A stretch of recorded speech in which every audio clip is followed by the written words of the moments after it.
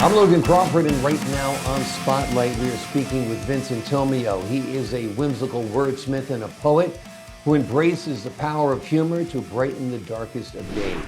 With his latest chapbook, The Usefulness of Hippopotamus, a humorous chapbook for trying times, he invites readers for a joyful journey, reminding us of the healing power found in laughter. We're delighted to have Vincent join us here today on Spotlight. We thank the folks at Atticus Publishing for helping us put him in the spotlight today. And we ask viewers like you to support writers like him by subscribing to our channel. Vincent, thank you so much for being our guest today. Thank you, and I thank your audience for Oh, giving me great to voice. have you here. Love the book. It really did put a smile on my face. Tell the folks at home, give them the big picture, tell them what the usefulness of hippopotamus is all about. Well, I was dealing with cancer, and I decided not to be negative. Hmm. And I thought, and I think, and I know, humor is the best medicine to help me overcome the treatment and the pandemic. Uh, I sought to seek out humor and laughter and joy to help me overcome my trying time. And it worked. It Yeah. helped me. So I want to share this with other people who might be going through trying times to help them, tell them to stop, reflect, try to see humor. And if you don't see humor, try to surround yourself with people who are going to make you laugh and bring joy and cheerfulness into your life. And that'll make your burden somewhat less miserable. Absolutely, absolutely. Laughter really is the best medicine, and laughter really is contagious. Yes. So that's important too. And tell me a little bit about writing the book. What was it like for you writing the book? Um, I during the pandemic, I uh being at home was and being isolated was very upsetting to me. But I was also dealing with cancer, and I was going through the treatments. And as they say, the treatment is worse than the disease. Mhm. So I decided I was going to think positively and use humor to help me get through this. Mhm. And it worked. I was sitting one day staring at a blank piece of paper, and I thought of Disney's Fantasia and the Mhm. hippos dancing, and I got into a fit of laughing. So I sat down and I wrote a poem about a hippo. And then after that, I started writing series of poems. And of course, my book was Yep, born, absolutely. The Usefulness of Hippopotamus. And it will, I hope, bring you chuckles and joy and laughter, and because that's the whole point. And it did help me get through my cancer treatment. And happy to tell you, I am in remission or cancer free. Great. So it worked. Wonderful. Wonderful. Thank Could you. you share with us one of your poems? Could you read to us the hippopotamus poem? Yes. Okay. Charging a cell phone. My son visited me in the hospital. The whole time he was on his cell phone. I was on life support, struggling to breathe, survive. His phone was losing its charge. So he pulled the plug to charge his cell phone. Tomorrow, there will be a virtual funeral. That is funny. That is funny. I like the analogy between pulling the plug on the cell phone and pulling the plug on dad. Yeah, that's for sure. Very, very good. So, how did your son enjoy this poem when you saw it in print? He chuckled. You Yeah, know, that's a big thing. The cell phones are a blessing and they're a curse, and they're yeah, everywhere. yeah, And children are constantly on their phone for everything.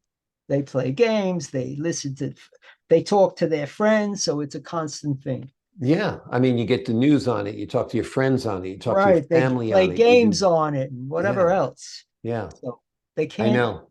I it's know. funny, they can't live without a phone. I know. Well, that's when it's a Oh, good time to pick up a book such as yours. That's yes. for sure. Such Talking that's about a book, I wrote a poem, and this really happened to me. Could I read this one yeah, from the book? absolutely. Notes on a poetry reading at the library.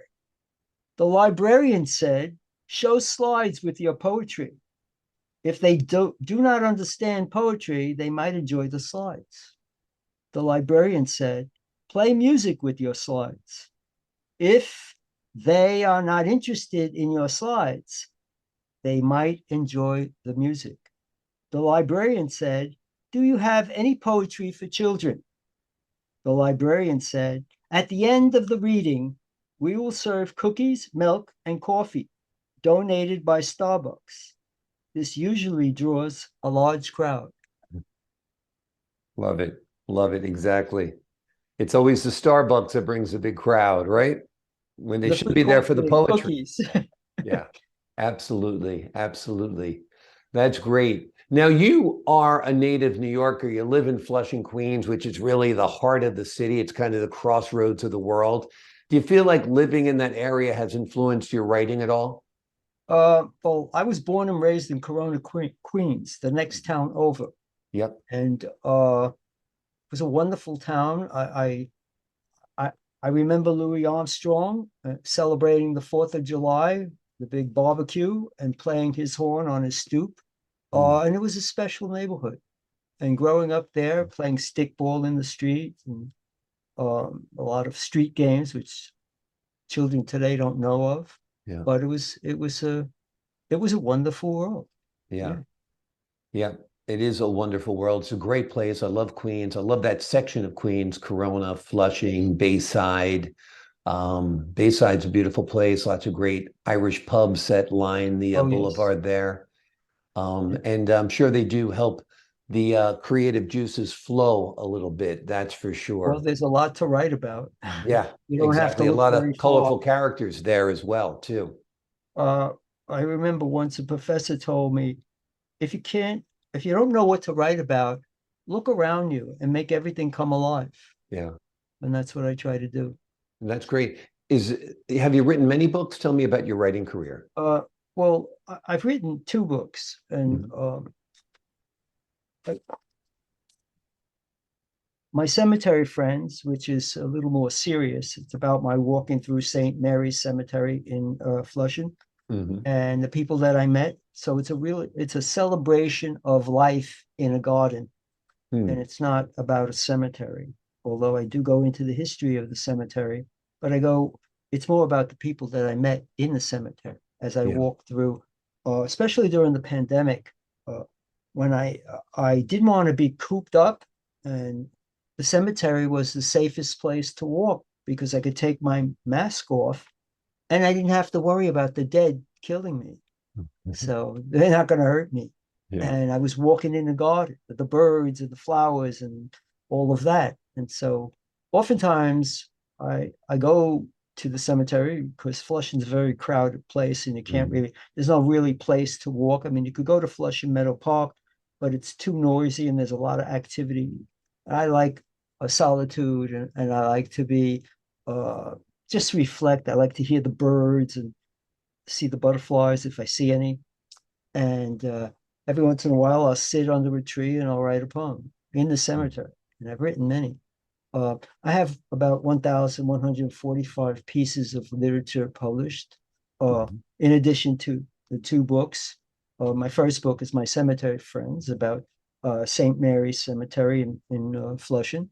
And the second one is The Usefulness of Hippopotamus. Hmm. Yeah. They're two different subjects, but they look at the world in a different way. Uh, but both of them try to bring cheerfulness and joy and see the beauty in things all around you. Yeah. And the cemetery is a garden. It really is. Yeah, absolutely. Yeah, cemeteries can be some of the most beautiful places around. And Yes. like you said, it's a place where you can find some peace and solitude. I love the fact that you took a negative in your life, your cancer battle, COVID, pandemic lockdown, and turned it into a positive by coming out with this very, very cheerful book. It would be almost hard to tell it was born out of hard times because it really is uplifting.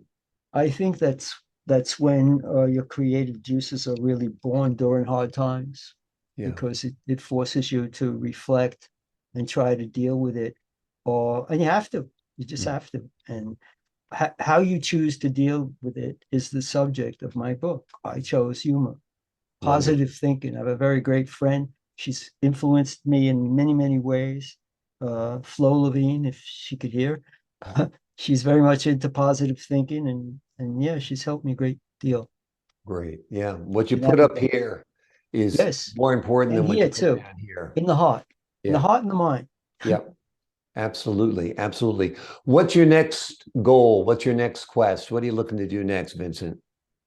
Um, I love traveling, Hmm. so I'm fortunate. I traveled almost all over the world. I've been to like, I don't know, 73 countries. Wow.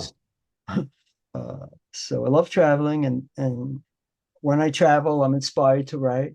Um, when I was in Italy, uh, I was in Calabria, and the Mr. Parisi said to me, "Go to the top of the villa and watch the sunset." So I went up to the top of the villa. I watched the sunset, and while I was up there, I wrote a poem because it was so lovely.